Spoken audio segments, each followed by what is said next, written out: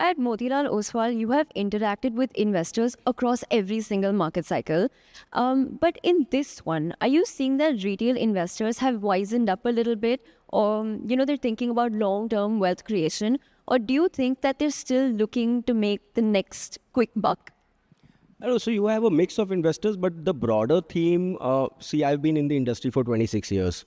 Uh, Clearly, in the last 4 or 5 years, the maturity level of the investors have certainly gone up. I think Indian retail investors are thinking long term, are thinking of creating wealth over long term.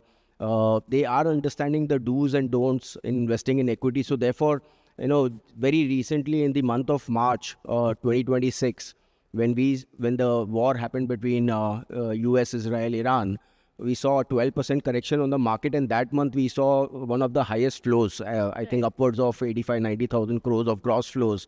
And then subsequently in the month of April, when the markets actually went up, the flows came down. So that trend also shows that if there are deep corrections, then the participation will go up. One needs to buy on the dips, be careful on the tops or valuations. Yes, there would be some investors definitely who probably are not mature enough and probably would be timing the market.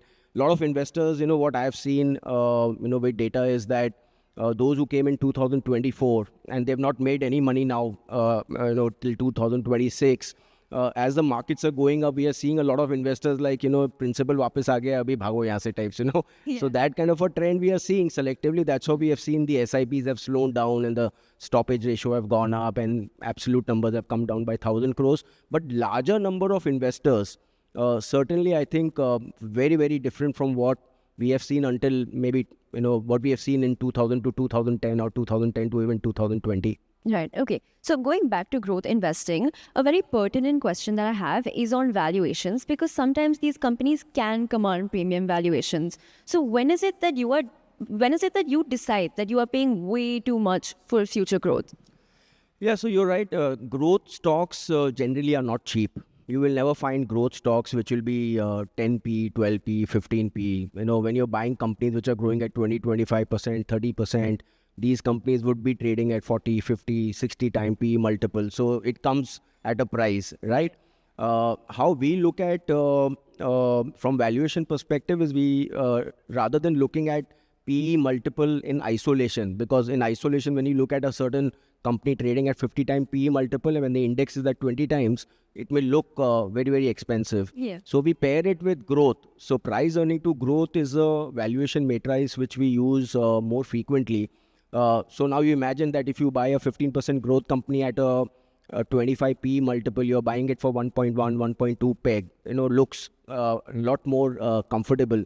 So we look at future growth, we look at current P multiple, we divide it and come at the PEG formula. Our internal frameworks are more, when portfolios are going above 2 price earning to growth and higher than that is the time where we need to do some rebalancing within the portfolio and try to keep the PEGs as closer to 1 as possible. Okay. Right. So I think any mutual fund distributor, investor out here looking at growth kind of a portfolio, don't get swayed away negatively by looking at PE multiples. Look at PEGs and that will give you a better idea. Okay.